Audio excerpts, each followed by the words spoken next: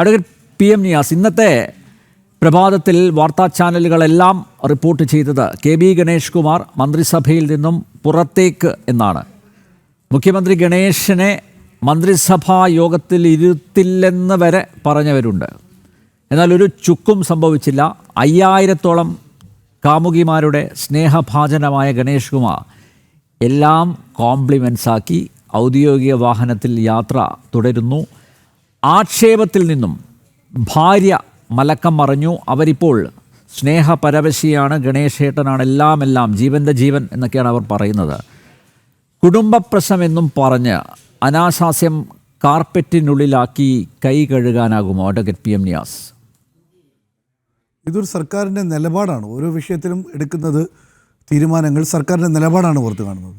സ്ത്രീ സുരക്ഷയ്ക്ക് ഏറ്റവും പ്രാമുഖ്യം എൻ്റെ ഗവൺമെൻറ് നൽകുമെന്ന് വീമ്പിളക്കിയ ഒരു മുഖ്യമന്ത്രിയെ കേരളം കണ്ടു. അത് പിണറായി വിജയനായിരുന്നു. കേരളത്തിൽ സ്ത്രീകൾക്ക് വേണ്ടി മതിലുണ്ടാക്കി, കാസർഗോഡ് മുതൽ തിരുവനന്തപുരം വരെ മതിലുണ്ടാക്കി, വനിതാ മതിലുണ്ടാക്കി സ്ത്രീകൾക്കൊപ്പമാണ് ഞങ്ങളെന്ന് പറഞ്ഞത് പിണറായി വിജയനാണ്, അദ്ദേഹത്തിൻ്റെ സർക്കാരാണ്. എന്നാൽ ഇന്ന് സ്വന്തം ഒരു മന്ത്രി, അവരുടെ ഭാര്യ പോലീസിനോട് കേണപേക്ഷിച്ചിട്ട് പോലും പോലീസുകാർ തിരിഞ്ഞു നോക്കാതെ വീട്ടിനുള്ളിൽ നടക്കുന്ന അക്രമം ഒരു സ്ത്രീയോട് അവരുടെ കയ്യിൽ നിന്നും മൊബൈൽ പിടിച്ചു വാങ്ങാൻ വേണ്ടി ഒരു മുറിക്കുള്ളിലിട്ട് അവരെ ഒരു മന്ത്രിയുടെ നിർദ്ദേശാനുസരണം സർക്കാർ നൽകിയ മന്ത്രിയുടെ ഉദ്യോഗസ്ഥന്മാരെ അല്ലെങ്കിൽ പേഴ്സണൽ സ്റ്റാഫിലെ ആളുകൾ അക്രമം കാണിക്കുമ്പോൾ നോക്കുകുത്തികളായി നിൽക്കുന്നു. ആ സ്ത്രീ പോലീസിൻ്റെ നമ്പറിൽ വിളിച്ചിട്ട് അത് നടപടി ഉണ്ടാവുന്നില്ല. പോലീസ് വന്ന് നോക്കുകുത്തിയായി തിരിച്ചു പോകുന്നു. മുഖ്യമന്ത്രിയുടെ മകളെ വിളിച്ചു എന്നാണ് റിപ്പോർട്ട്.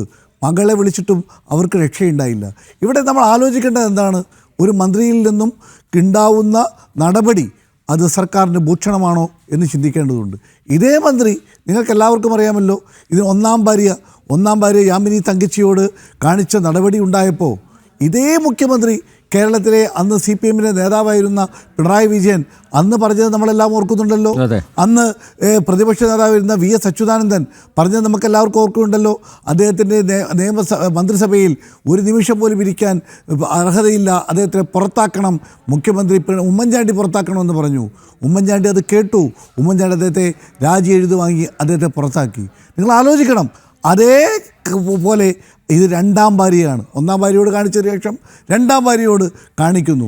ഇന്ന് എന്ത് പറയുന്നു എന്നുള്ളതല്ല, ഇന്നലെ ഉണ്ടായ സംഭവം എന്താണ് എന്നുള്ളതാണ്.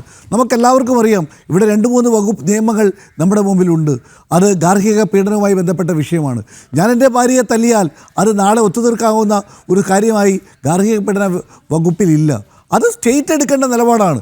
കാരണം നാളെയും ഒരു ഭാര്യയ്ക്കും ഒരു വനിതയ്ക്കും ഒരു സ്ത്രീക്കും ഇങ്ങനെ ഉണ്ടാകരുതെന്നുള്ളതുകൊണ്ടാണ് അങ്ങനെ തീരുമാനിച്ചിട്ടുള്ളത്. സർക്കാർ എന്ത് നിലപാടെടുത്തു?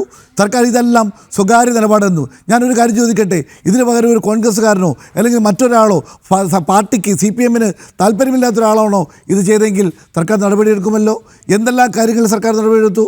ഇവിടെ നമുക്കെല്ലാവർക്കും അറിയാം, UDFൻ്റെ ഒരു MLAക്ക് എതിരായി ഒരു ഓൺലൈനിൽ ഒരു പരാതി കിട്ടിയപ്പോൾ ആ പരാതിയുടെ പേരിൽ FIR ഇട്ട ഒരു സർക്കാരാണിത്. അപ്പോൾ ഒരു ഭാഗത്തോട് ഒരു രീതിയും മറ്റൊരു ഭാഗത്തോട് മറ്റൊരു രീതിയും എന്ന രീതി ശരിയല്ല. കേരളത്തിലെ ഒരു UDFൻ്റെ മന്ത്രി, കോൺഗ്രസിൻ്റെ ഒരു MLAക്കെതിരെ നടപടിയെടുക്കണമെന്ന് ആവശ്യപ്പെട്ടത് ആരാ? കേരളത്തിലെ മുഖ്യമന്ത്രിയും CPMകാരും. ഈ സൈബർ ഹാർഡിലുകൾ എവിടെ പോയി? സൈബർ സെല്ലുകളിൽ സഖാക്കൾ എവിടെ പോയി? നമ്മൾ പറയുന്നത് ഘടകകക്ഷി നേതാക്കന്മാർക്ക് മിണ്ടാട്ടമില്ലല്ലോ. കേരളത്തിലെ സ്ത്രീ സമൂഹത്തിന് വേണ്ടി ഏറ്റവും കൂടുതൽ വാതുറക്കുന്ന സഖാക്കളായ ആളുകൾ എവിടെ പോയി? ഞങ്ങൾക്കിവിടെ ചോദിക്കാനുള്ളത്, സർക്കാർ ഇക്കാര്യത്തിൽ എടുക്കുന്ന നിലപാട് സ്ത്രീപക്ഷ നിലപാടുകൾ എന്ന് അഹങ്കരിക്കുന്ന അവരുടെ നിലപാടുകൾക്ക് എതിരാണ് എന്നുള്ളത് യാഥാർത്ഥ്യമാണ്. ഇവിടെ ഞങ്ങൾ വീണ്ടും പറയുന്നു, അവരെ ഭീഷണിപ്പെടുത്തിയതുകൊണ്ടോ അല്ലെങ്കിൽ എന്തെങ്കിലും രീതിയിലുള്ള അവരെ കൈകാര്യം ചെയ്തുകൊണ്ടോ തീരുന്ന വിഷയമാണ് എന്ന് ഞങ്ങൾക്ക് തോന്നുന്നില്ല.